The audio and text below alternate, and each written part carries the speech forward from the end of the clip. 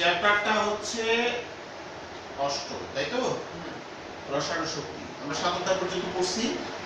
এদিকে আমরা পড়তে থাকি, যতটুকু বোঝা যায় যাবে। আমরা আবার এটাকে রিভিশনে নিব, ইনশাআল্লাহ, অসুবিধা কিছু নাই।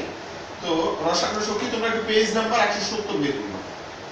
170 পেজ, ঠিক আছে? 170 পেজে দেখো কয়েকটা সংজ্ঞা দেওয়া আছে আমাদের। কি সংজ্ঞা পাইছো কি খুঁজে? বন্ধন শক্তি, আন্তঃআণবিক শক্তি পাইছো গুলো? হ্যাঁ।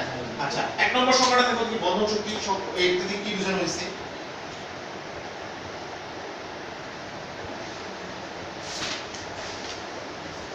বন্ধন শক্তি, বন্ধন শক্তি বলা হয়েছে বন্ধনে আবদ্ধ একটি পরমাণুর সাথে আরেকটি পরমাণু যে আকর্ষণ শক্তির মাধ্যমে যুক্ত থাকে তাকে বলা হয় বন্ধন শক্তি। আমরা উদাহরণ দিতে পারি। সংজ্ঞাটা কি বললাম?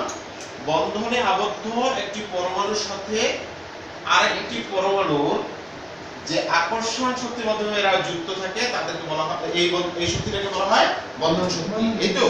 আচ্ছা, আমরা একটা বন্ধন দেখি, যৌগ দেখি, যেমন সোডিয়াম ক্লোরাইড। সোডিয়াম ক্লোরাইডের মধ্যে কয়টা পরমাণু আছে? দুইটা পরমাণু, একটা সোডিয়াম একটা ক্লোরিন, এই তো? তো সোডিয়াম এবং ক্লোরিনের মধ্যে একটা বন্ধন আছে না, দুইটা পরমাণুর মধ্যে? এদের মধ্যে যে শক্তিটা আছে, এই বন্ধন হওয়ার কারণে যে শক্তি বা যে শক্তির কারণে এদের মধ্যে বন্ধনটা তৈরি হয়ে আছে, সেই শক্তিটাকে আমরা বলতেছি বন্ধন শক্তি, ঠিক আছে? আচ্ছা, এখন আসো আন্তঃআণবিক শক্তি। আমরা আন্তঃআণবিক কথাটার সঙ্গে অলরেডি ভালো রকমের পরিচিত। আন্তঃআণবিক কাকে বলা হয়?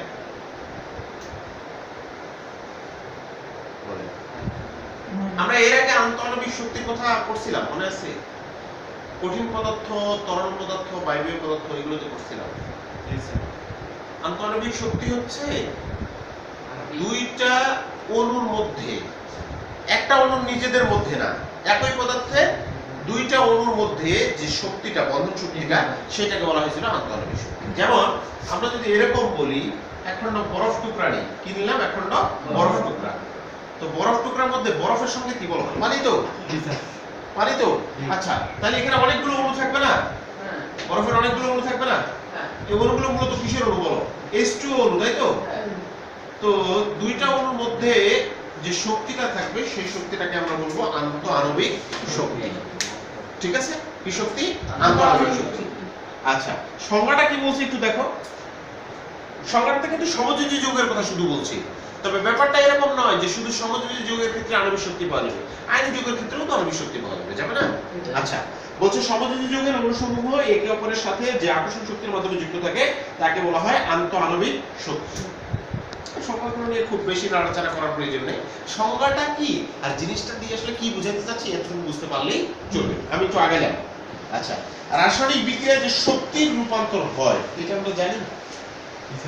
রাসায়নিক বিক্রিয়ার শক্তির রূপান্তর ফিজিক্সেও পড়ছিলাম আমরা, কোন অধ্যায়ে পড়ছি? চতুর্থ অধ্যায়, তাপমাত্রা শক্তিতে। তাপ শক্তি আলোক শক্তিতে, আলোক শক্তি রাসায়নিক শক্তিতে, রাসায়নিক শক্তি তাপ শক্তিতে। এইভাবে অনেকগুলো ধরনের শক্তির রূপান্তর আমরা দেখছিলাম না? কয়টা ছিল শক্তির রূপান্তরের জায়গায়? 8 ধরনের কি 9 ধরনের যেন শক্তির রূপান্তর ছিল। আমরা যদি একটা মোমবাতি জ্বালাই তাহলে এখানে শক্তির কি ধরনের পরিবর্তন হয়?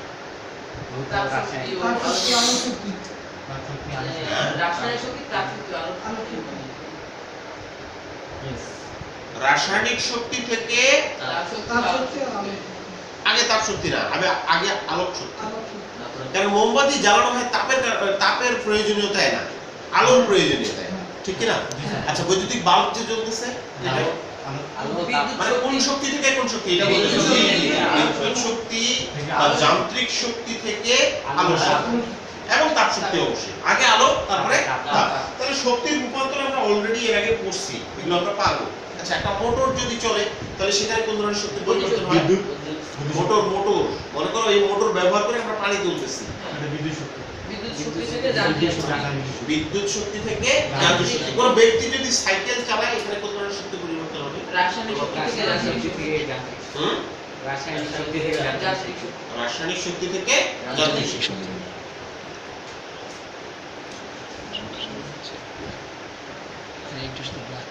আচ্ছা, তাহলে ব্যাপারটা হলো আমরা শক্তির রূপান্তর চিনি, এটা আমরা আমাদের পরিচিত একটা বিষয়।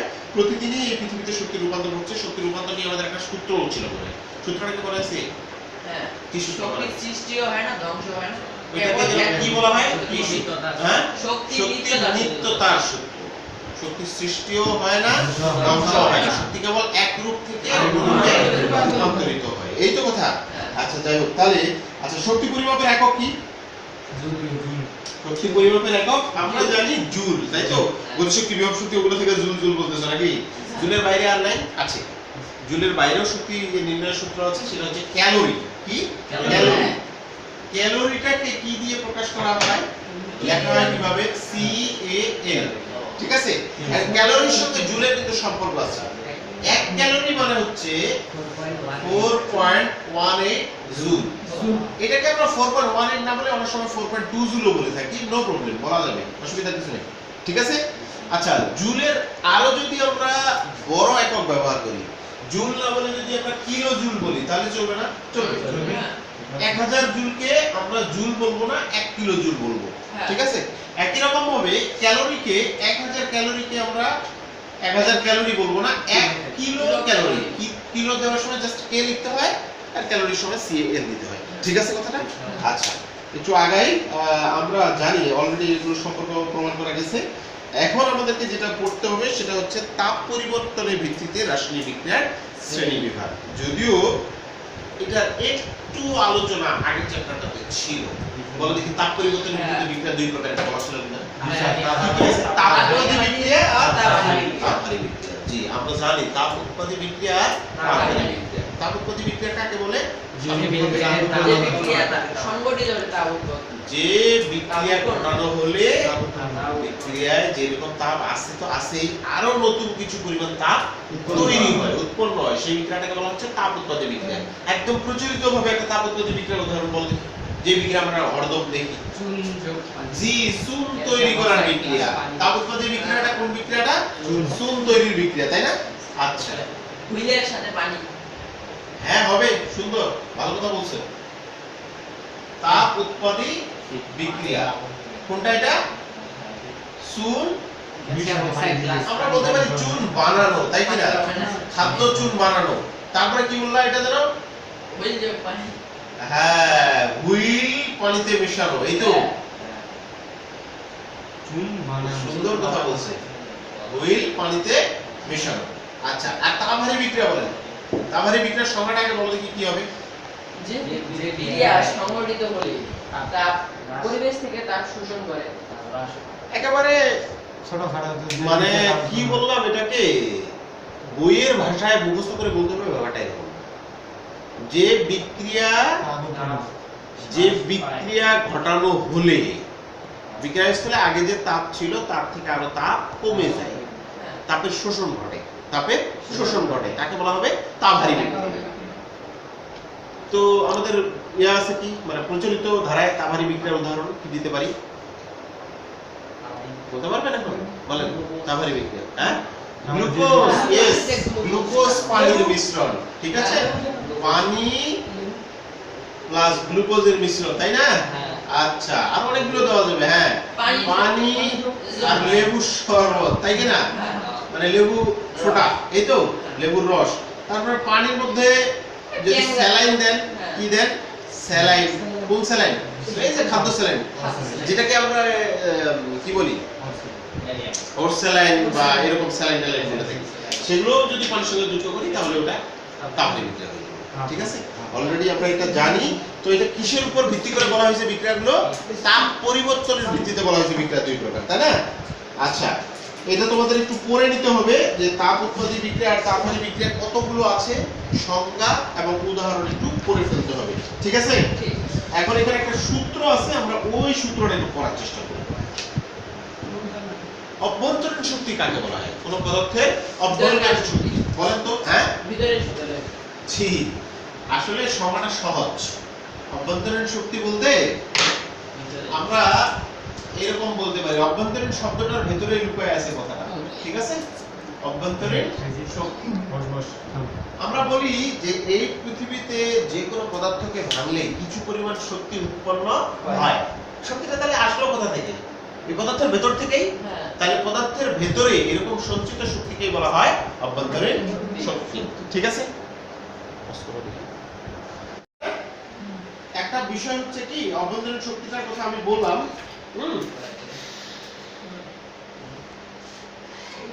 অভ্যন্তরীণ শক্তির সংজ্ঞা আমি লিখি, তোমরা একটু খাতায় লিখে নাও সংজ্ঞাটা।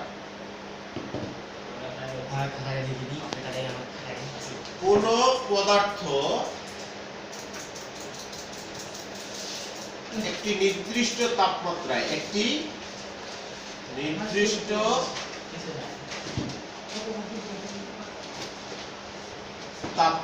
কোন পদার্থ একটি নির্দিষ্ট তাপমাত্রায় নির্দিষ্ট পরিমাণ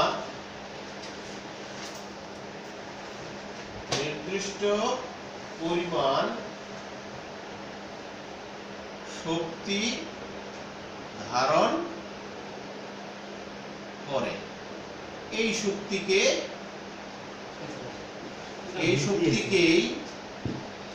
ওই পদার্থের অভ্যন্তরীণ শক্তি বলে। ঠিক আছে, এই শক্তিকেই ওই পদার্থের অভ্যন্তরীণ শক্তি বলে। কথাটা কি বোঝা গেছে? কোন পদার্থ একটি নির্দিষ্ট তাপমাত্রায় নির্দিষ্ট পরিমাণ শক্তি ধারণ করে, এই শক্তিকেই ওই পদার্থের অভ্যন্তরীণ শক্তি বলে। আমরা এখন এই সূত্রটা নিয়ে একটু কথা বলবো। তো লেখা হয়েছে না স্যার, অভ্যন্তরীণ শক্তির একটা সূত্র আছে, সেই সূত্রটা নিয়ে আমরা একটু কথা বলবো। তাপ উৎপাদী এবং তাপহারী বিক্রিয়ায় লিখতাম ডেল এইচ এর মান প্লাস, ডেল এইচ এর মান মাইনাস, মনে আছে? আচ্ছা, ডেল এইচ দিয়ে কি বোঝায়? তাপ শক্তির পরিবর্তন। এইচ দিয়ে হিট আর ডেল দিয়ে বোঝানো হয় পরিবর্তন। তার মানে ডেল এইচ লিখলে আমরা কি বলবো? তাপ শক্তির পরিবর্তন। তো ডেল এইচ ইকুয়াল যেটা লেখা হয়, আচ্ছা তার আগে না হয় একটু ইয়ে করি। হইছে, সময়টা লেখা হয়ে গেছে, বুঝে দেবো? না স্যার,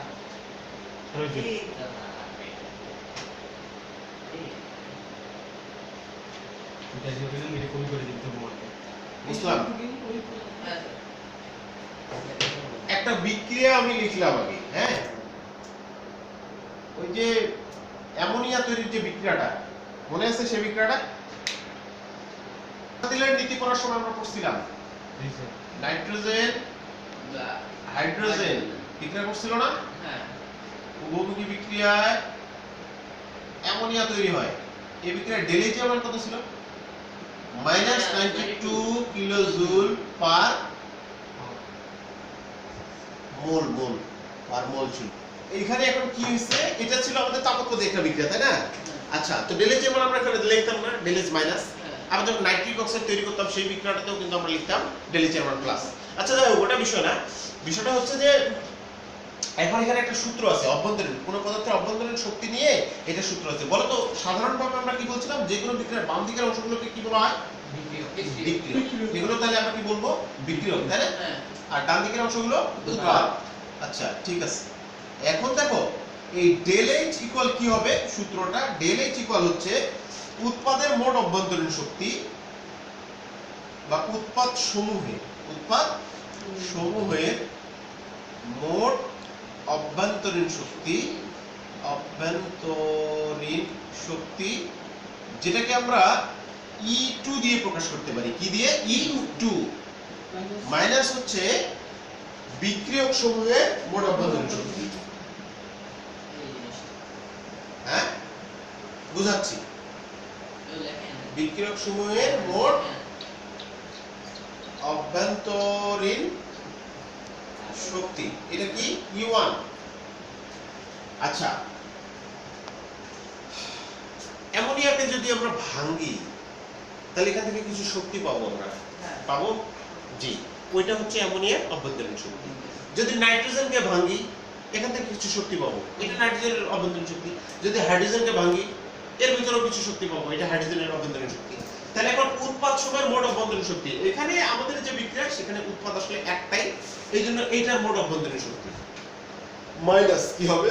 বিক্রিয়ক সমূহের মোট অভ্যন্তরীণ শক্তি। এই দুইটার বিয়োগফল হবে কি? Del H. এই দুইটার বিয়োগফল হচ্ছে ডেল এইচ। ডেল এইচ মানে কি বললাম একটু আগে? ডেল এইচ মানে তাপের পরিবর্তন। ডেল এইচ মানে তাপের পরিবর্তন। তাহলে আমাদের এই সূত্রটা একটু মাথায় রাখতে হবে যে ডেল এইচ ইকুয়াল উৎপাদ সময়ের মোট অভ্যন্তরীণ শক্তি মাইনাস হচ্ছে বিক্রিয়ক সময়ের মোট অভ্যন্তরীণ শক্তি। এটাকে যদি আমরা আরো ছোট করে লিখতে চাই তাহলে এরকম করে লিখতে পারি del H equal E2 minus E1। অবশ্য তখন এটা খেয়াল করতে হবে যে E2 দিয়ে উৎপাদ বোঝায় আর E1 দিয়ে বিক্রিয়ক বোঝায়। এটা কিসের সূত্র বলতেছি আমরা? তাপ শক্তি পরিবর্তন নির্ণয়ের সূত্র। আচ্ছা, এখন আমরা এই নিয়ে একটা অঙ্কে চলে যাব, ঠিক আছে? আমাদের অঙ্ক দেওয়া আছে এটার উপরে। তো আমরা সেটা একটু দেখে আসতে যাচ্ছি।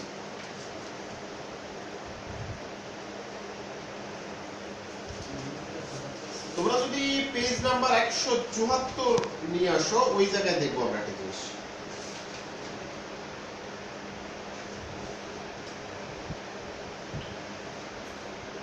ও আচ্ছা, এই জায়গায় পদার্থের অভ্যন্তরীণ শক্তির মাধ্যমে ডেল এইচ নির্ণয় করা হয়নি, সরি। এখানে আবার পরে আমাদের বন্ধন শক্তির কথা নিয়ে আসা হয়েছে। তোমাদেরকে বন্ধন শক্তির সংজ্ঞাটা আমি প্রথম বলছিলাম, মনে আছে? কি বলছিলাম বলো? বন্ধনে আবদ্ধ একটি পরমাণুর সঙ্গে অন্য পরমাণুর যে আকর্ষণ শক্তি থাকে সেই শক্তিটাকে আমরা বলি বন্ধন শক্তি। বন্ধনে আবদ্ধ একটা পরমাণুর সঙ্গে অন্য একটা পরমাণু যে শক্তির সাহায্যে কি থাকে, একত্রিত থাকে, এরকম করেও বলা যেতে পারে। আচ্ছা, তাহলে অভ্যন্তরীণ শক্তি নির্ণয়ের যে অভ্যন্তরীণ শক্তির ধারণা দিয়ে যে ডেল এইচ এর মান নির্ণয় করা যায়, এই জাতীয় অঙ্ক গাণিতিক সমস্যা তোমাদের বইয়ে নাই, আসলে তোমাদের সিলেবাসেও এটা নাই। যেটা আছে সেটা হচ্ছে বন্ধন শক্তি নির্ণয়ের মাধ্যমে, বন্ধন শক্তি ব্যবহারের মাধ্যমে ডেল এইচ এর মান নির্ণয়। ঠিক আছে? তো আমরা তাহলে অভ্যন্তরীণ শক্তির কথাটা এই পর্যন্তই শেষ করলাম। এখন বন্ধন শক্তিটাতে আবার একটু ফিরে যেতে হবে, ঠিক আছে? আসো, বন্ধন শক্তি। আবদ্ধ একটা পরমাণু এবং আরেকটা পরমাণুর মধ্যে যে আকর্ষণ শক্তি, ধরে নাও অ্যামোনিয়ার কথাই বলছি আমরা। কার কথা? অ্যামোনিয়াটাকে যদি আমরা ভেঙে দেখাই তাহলে কি কি আছে বলো তো? একটা নাইট্রোজেন পরমাণুর সঙ্গে কয়টা হাইড্রোজেন আছে? তিনটা হাইড্রোজেন যুক্ত আছে না? আছে না? এখন তুমি যদি যে কোনো একটা বন্ধন ভাঙো, কয়টা নাইট্রোজেন হাইড্রোজেন বন্ধন আছে এখানে? তিনটা নাইট্রোজেন হাইড্রোজেন বন্ধন আছে। যে কোনো একটা বন্ধন যদি তুমি ভাঙো তাহলে কিছু পরিমাণ শক্তি পাওয়া যাবে। অথবা এরকম ভাবে বলা যেতে পারে যে এখানকার এই হাইড্রোজেন পরমাণু আর এই নাইট্রোজেন পরমাণুর মধ্যে একটা বন্ধন শক্তি আছে। কারণ দুইটা ভিন্ন ভিন্ন পরমাণু হলেও এরা যে যুক্ত আছে কোন শক্তির মাধ্যমে? বন্ধন শক্তির মাধ্যমে। আচ্ছা, এখন শুধু কি অ্যামোনিয়ার জন্য এটা? না, এটা অ্যামোনিয়ার জন্য না। যদি তুমি নাইট্রোজেনের জন্য দেখাইতে চাও তাহলে বলতে পারবা N2 কে যদি আমরা ভাঙাই তাহলে আমরা এরকম করে দিতে পারি নাইট্রোজেন ত্রিবন্ধন নাইট্রোজেন। আচ্ছা, আগের বার একক বন্ধন দিলাম, এখানে সে ত্রিবন্ধন দিলাম কেন? এটা কি বুঝো? বলো দেখি। এটা এই নাইট্রোজেনের সঙ্গে কয়টা হাইড্রোজেন বন্ধনে যুক্ত আছে? দেখো তো, তিনটা না? একটা, দুইটা, তিনটা। নাইট্রোজেনের যে তিনটা হাত আছে না, এই দিয়ে নাইট্রোজেনের যোজনী 3 নির্দেশ করা। আর হাইড্রোজেন যে একটা করে বন্ধনে যুক্ত আছে, এখানে হাইড্রোজেনের যোজনী 1 নির্দেশ করা। কথা কি বোঝা গেছে? একই রকম ভাবে যখন N2 লেখো তখন তো দুইটাই নাইট্রোজেন পরমাণু, তখন দুইটাই নাইট্রোজেন পরমাণু। এইজন্য দুই নাইট্রোজেন পরমাণুর মধ্যে আমরা তিনটা বন্ধন দেখাবো। কয়টা বন্ধন দেখাবো? তিনটা। এ থেকে বোঝা যায় এই নাইট্রোজেনের যোজনীয় 3, ওই নাইট্রোজেনের যোজনীয় 3। যাই হোক, এখন কথাটা হচ্ছে এই যে নাইট্রোজেন, দুইটা নাইট্রোজেন পরস্পর যুক্ত আছে, একটা শক্তির মাধ্যমে যুক্ত আছে, তো সেই শক্তিটাকে আমরা বলতেছি বন্ধন শক্তি। তো বন্ধন শক্তির ইয়াগুলো ধারণাটা ব্যবহার করে যদি আমরা তাপ শক্তির পরিবর্তন বা ডেল এইচ নির্ণয় করতে যাই, সেখানে সূত্রটাতে আমাদের একটু পরিবর্তন আছে। অভ্যন্তরীণ শক্তির সঙ্গে বন্ধন শক্তি ব্যবহার করে ডেল এইচ এর মান নির্ণয়ের একটু পরিবর্তন আছে। দুই জায়গায় সূত্রের একটু কি বলি, পার্থক্য আছে। পার্থক্যটা কি জানো?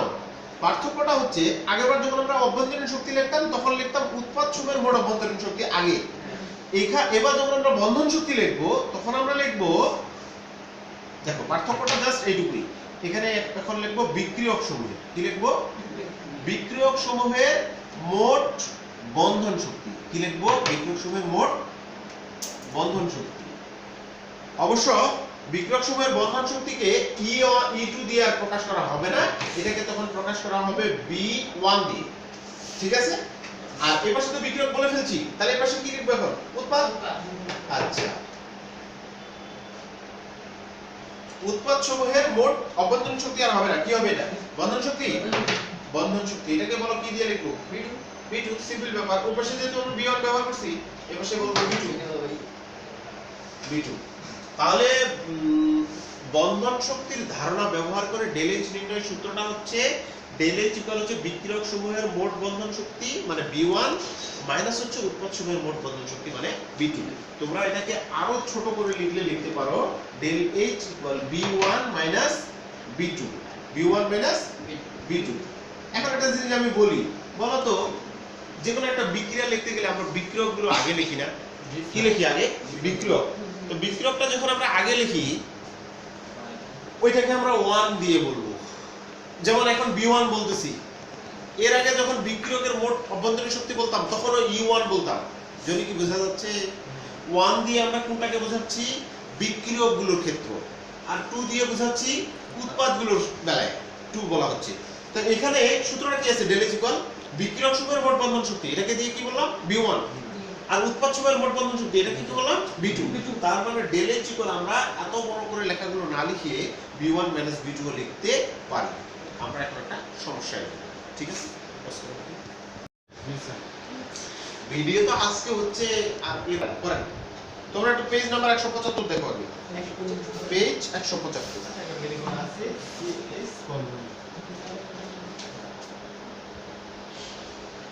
বের করছো? পেজ 175 শুরু করছো? আচ্ছা 175 নাম্বার পৃষ্ঠায় দেখো ওইখানে একটা টেবিল দেওয়া আছে, 8.0 এক টেবিল, তাই না? আচ্ছা এখানে দেখো তো কার্বন হাইড্রোজেনের বন্ধন শক্তির মান দেওয়া আছে না? কার্বন ক্লোরিন দেওয়া আছে এইভাবে। খেয়াল করো 1 2 3 4 5 6 7 8 9 10 মানে দুগুণে 20 ধরনের পরমাণুর বন্ধন শক্তি এখানে দেওয়া আছে। আমরা একটা বিক্রিয়া লিখি, সেই বিক্রিয়াটা তাপোৎপাদী হবে না তাপহারী হবে আমরা এই সূত্র প্রয়োগ করলেই বুঝতে পারব। আসো একটা বিক্রিয়া লেখা আছে এরকম CH4, এটার নাম হচ্ছে মিথেন। হ্যাঁ, এর সঙ্গে যদি ক্লোরিনের বিক্রিয়া হয়, তার বিক্রিয়া ক্লোরিনের বিক্রিয়া, তাহলে তৈরি হবে CH3Cl প্লাস হচ্ছে Hc। এখন এই বিক্রিয়াটাকে তোমরা বুঝছো যে কিভাবে বিক্রিয়াটা হলো? এই বিক্রিয়াটা কিভাবে হলো এটা কি বুঝছো? খেয়াল করো CH4 যে আছে না, CH4 যে আছে এটাকে যে মিথেন বলতেছি আমরা, এই CH4 কে আমরা কিন্তু ভেঙে দেখাইতে পারবো। কিভাবে ভেঙে দেখাইতে পারবো? একটা কার্বন পরমাণু থাকবে আর 4টা হাইড্রোজেন পরমাণু থাকবে। ভালো করে দেখো, একটা কার্বন 4টা হাইড্রোজেন পরমাণু। মূলত বন্ধনটা হচ্ছে এরকম। আরেক পাশে কি আছে? Cl2। Cl2টাকে আমরা লিখতে পারবো ক্লোরিন বন্ড দিয়ে ক্লোরিন হবে। বুঝছে? আমরা ভেঙে চুলে দেখাচ্ছি। এই পাশে বলো এই কার্বনের সঙ্গে 3টা হাইড্রোজেন আছে, একটা ক্লোরিন আছে না? কার্বনটাকে মাঝখানে রাখবো, 3টা হাইড্রোজেনকে 3 দিকে রাখবো, একটা ক্লোরিন পরমাণু আছে এটাকে একদিকে রাখবো। রাখলাম? ওই পাশে প্লাস কি লিখবো? HCl, তার মানে হাইড্রোজেন আর ক্লোরিনের মধ্যে বন্ধন আছে। মূলত বিক্রিয়াটা দেখতে এরকম। বলো তো বিক্রিয়ক কোনগুলোকে বলা হয়েছে? বাম পাশের অংশগুলোকে তীর চিহ্নের, ডান পাশের অংশগুলোকে কি বলা হয়েছে? উৎপাদ। আমাদের সূত্র কি ছিল বলো? সূত্র ছিল del H equal B1 minus B2। বলো B1 দিয়ে কি বোঝানো হইতো? বিক্রিয়ক না, B1 দিয়ে বিক্রিয়ক সমূহের বন্ধন শক্তি বলা হয়। আমি আগে বলছিলাম যে 1 দিয়ে সব সময় বিক্রিয়ক বলবা, 2 দিয়ে সব সময় উৎপাদ বলবা। এখন যদি E1 হয় তাহলে বিক্রিয়ক সমূহের মোট অভ্যন্তরীণ শক্তি, E2 হলে উৎপাদ সমূহের মোট অভ্যন্তরীণ শক্তি। কিন্তু আমরা এখানে অভ্যন্তরীণ শক্তির কথা বলছি না, আমরা এখানে কার কথা বলছি? বন্ধন শক্তির কথা। তাহলে B1 দিয়ে আমরা বলবো বিক্রিয়ক সমূহের মোট বন্ধন শক্তি, আর B2 দিয়ে বলবো উৎপাদ সমূহের মোট বন্ধন শক্তি। তো দুইটা আমরা ক্যালকুলেট করে যদি ডেল এইচ এর মান মাইনাস আসে তাহলে বিক্রিয়াটা কি হবে? তাপোৎপাদী হবে। আর ডেল এইচ এর মান যদি প্লাস আসে তাহলে বিক্রিয়াটা তাপহারী হবে। কথা কি বোঝা গেছে? ছক দেওয়া আছে না আমাদের সামনে 175 নম্বর পেজে, কোনটা বন্ধনের কত শক্তি এটার ছক এখানে দেওয়াই আছে। এখন একটু খেয়াল করতে হবে তোমাদের। বিক্রিয়াটা কি বুঝছো? একেবারে ভেঙে চুরে বললাম কিন্তু এবার একটু বোঝার চেষ্টা করো। বিক্রিয়ক সমূহের বন্ধন শক্তি আমরা বের করব আগে। বলো তো এখানে কার্বন আর হাইড্রোজেনের মধ্যে কয়টা বন্ধন আছে? 4টা। এইজন্য আমরা লিখব 4 কার্বন হাইড্রোজেন বন্ধন। কয়টা লিখলাম? 4টা কার্বন হাইড্রোজেন দেওয়া আছে 4CH। প্লাস 1 ClCl, তাই কি না? এইটা টোটালটা কি হলো বলো? বিক্রিয়ক সময়ের মোট বন্ধন শক্তি হয়েছে মাইনাস উৎপাদ কি দেওয়া আছে? কার্বন হাইড্রোজেন বন্ধন কয়টা দেওয়া আছে বলো? তিনটা। কার্বন হাইড্রোজেন বন্ধন তিনটা। এই যে এটা একটা তাহলে লিখবা 3 কার্বন হাইড্রোজেন নাকি? এই যৌগে আরেকটা বন্ধন আছে, কি এটা? Carbon chlorine. তাহলে লিখবা প্লাস একটা কার্বন ক্লোরিন, লিখছো? প্লাস একটা কি আছে? Hydrogen chlorine.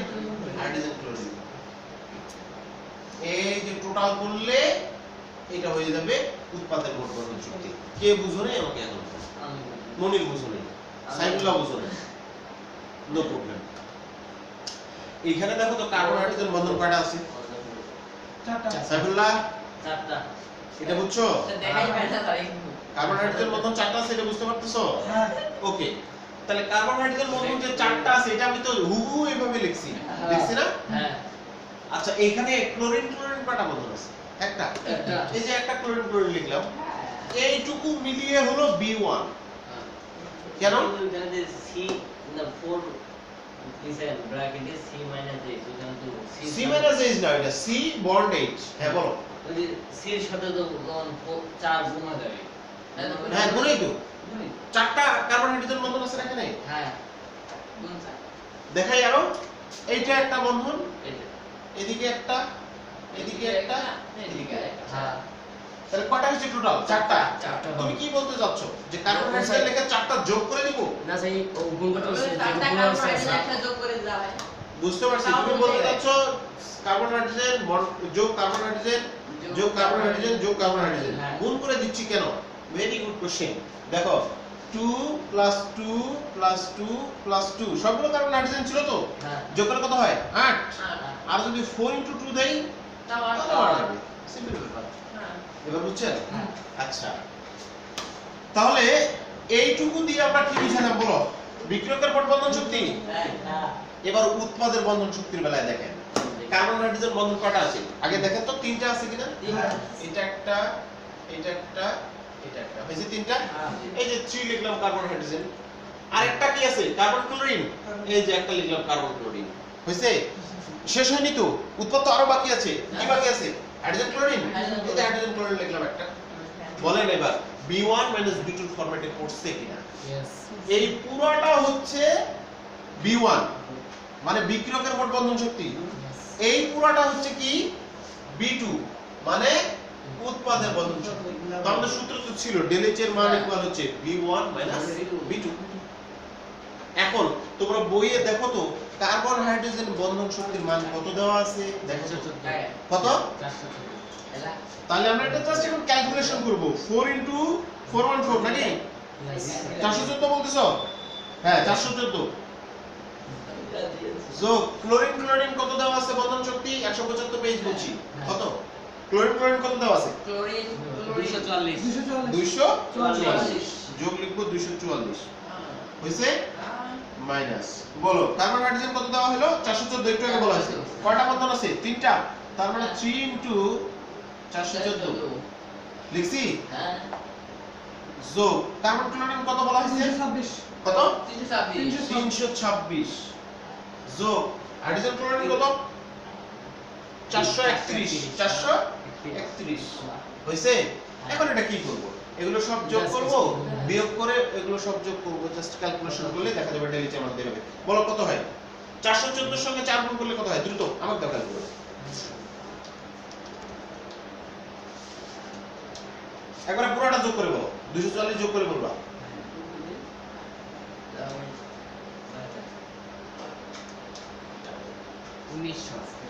এটা কত হইছে? 1900। এটা সহযোগ করছো? হ্যাঁ। আচ্ছা রিফাত আমি গালি করিও না, দেখো কি। আর এইটা পুরোটা একবারে যোগ করে বলো। 1999 সরি 99। আচ্ছা নো প্রবলেম। 1999 বলো বিয়োগ করলে কত আসবে? -99। আগে বলো তো ডেল এর মান কত আসছে? মাইনাস আসছে, তাহলে কি এটা একটা তাপ উৎপাদন বিক্রিয়া, ঠিক আছে? আচ্ছা -99 এটার একক কি হবে? কিলো জুল পার মোল, কিলোজুল পার মোল। কারণ তোমরা দেখো 175 পেজে ওই বক্সে আমাদের লিখে দেওয়া আছে যে বন্ধন শক্তির এককটা কি, কিলোজুল পার মোল, বাংলা লেখা আছে, পাইছেন বুঝে? তাহলে কি এইভাবে ডেলিজের মান আমরা নির্ণয় করতে পারবো? পারবো। যে কোনো বিক্রিয়া আমরা এইভাবে ডেলিজের মান নির্ণয় করতে পারবো। তবে একটা ঝামেলা হতে পারে, ঝামেলাটা হচ্ছে কি এই যে বন্ধন শক্তিগুলোর মানগুলো আমাদের মুখস্থ রাখতে হবে। আচ্ছা, কিছু কিছু প্রশ্নে দেখা গেছে, সৃজনশীল প্রশ্নে দেখা গেছে যেগুলো বন্ধন শক্তির মান আমাদের মুখস্থ রাখার প্রয়োজন নাই, এগুলো আবার প্রশ্নে সুন্দর করে দেয়া থাকে।